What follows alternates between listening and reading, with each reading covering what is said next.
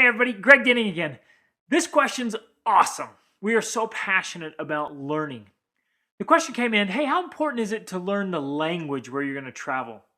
And should we include our children in it? Should we outsource the learning, the lessons? Should we have them come in for the entrepreneurial side of it and for all the learning?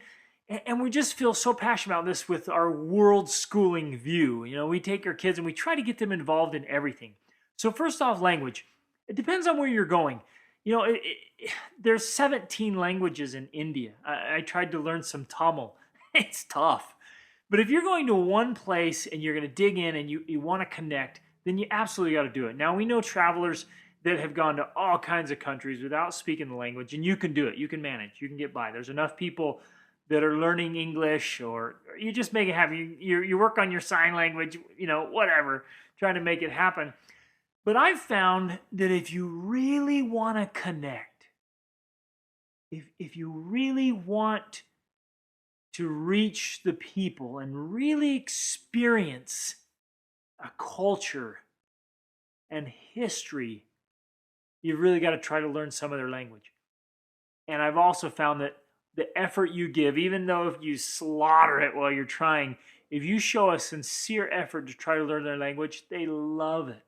They love it. They're more than willing to help you. So study. One of the things we use is Duolingo. It's free. The kids use it. You know, our 7-year-old's using it. Our 11-year-old, up to 11-year-old, we're using it. It's fantastic.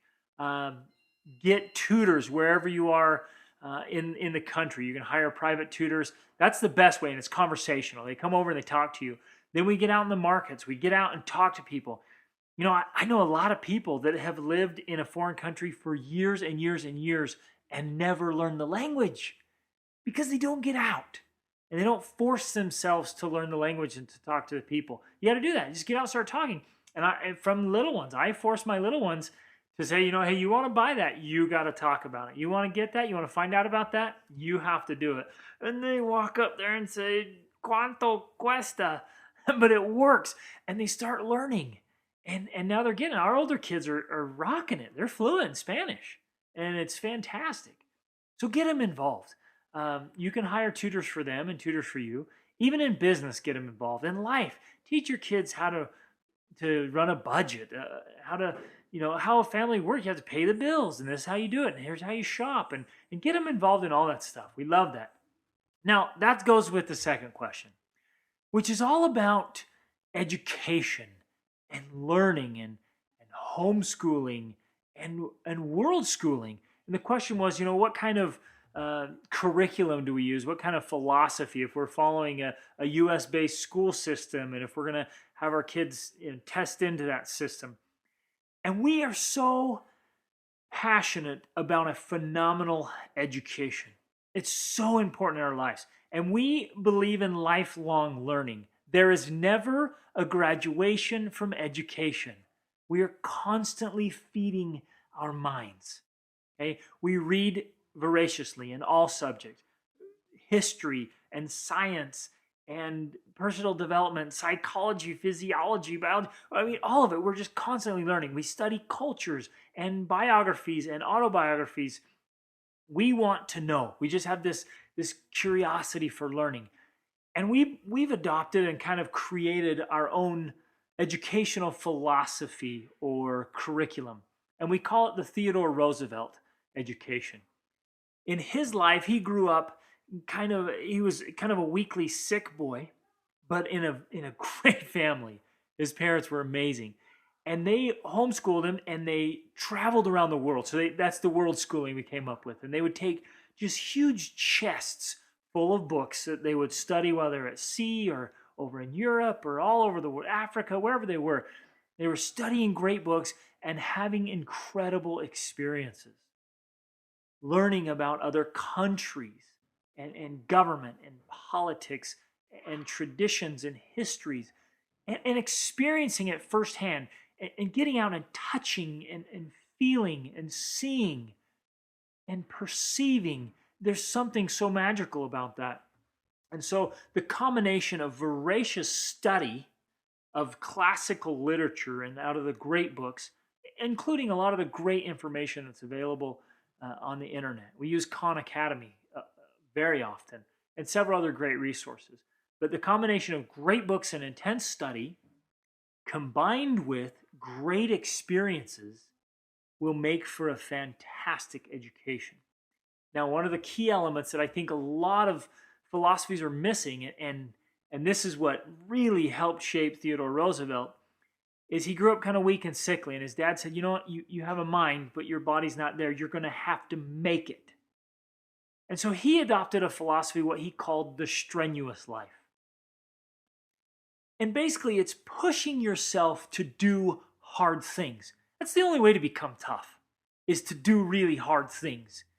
And there's growth and development that comes from pushing our limits, right? To getting to where your limit is and then going a little further, right? To getting outside your comfort zone. That's where life begins.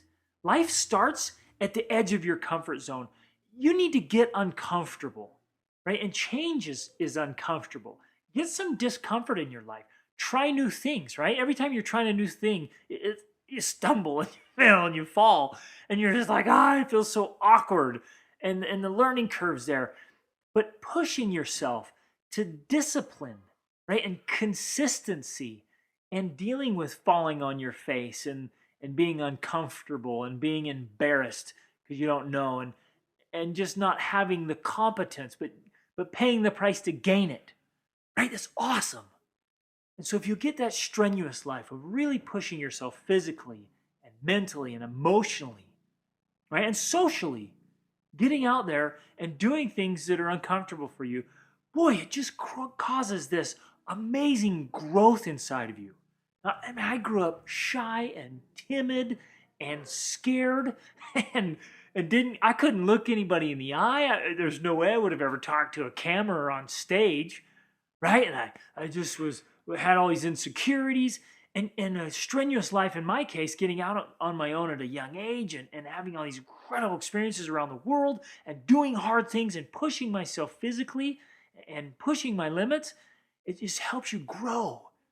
And my children are gaining confidence and competence. And it's just, it makes for a great long-term vision, right? Our result is, what will our children be like as adults? As youth, do they love learning? Right? Are they voracious readers? Do they have a curious mind and they just can't wait to read the next chapter of a great book? They can't wait to go have a new experience and meet new people. And just a curious mind of, well, how does that work? And how can I make this work better? How can I leave the world a better place? Constantly asking, is there a better way to do that? Right? And if you build on that foundation with a long-term vision, and you'll work on that consistently, and you'll inspire and not require, then great things will happen. And across the board, this is just an absolute verity. Children will follow their parents. If you want your children to be learners, lifelong learners, get studying. If you want your children to love reading, read like crazy from the best books and talk to your kids about it. Share what you're learning. Make it fun and exciting for them. You want them to play a musical instrument? Guess what? You gotta start playing. I've found in my life, I pick up a ukulele or whatever I'm doing, and they wait, I want to do that. From the little ones to the older ones, they grab it and they start wanting to play and practice. They'll read because we read. You want them to exercise? Put on your running shoes. Get going. We'll watch, the Insanity workout videos. We do those together. I'll click it on, and the whole family, even Atlas, who's 3, he's out there doing high knees with us, and it just works, right? Inspire, not require. That's what we learned from the Thomas Jefferson education philosophy. But if you'll do that as a parent, and you'll set that course and set that example, and a lot of it, they'll follow who you are, right? Who you're becoming.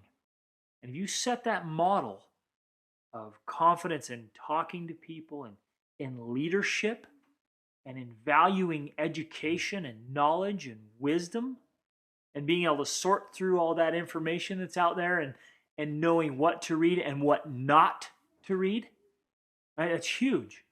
And one more quick thought.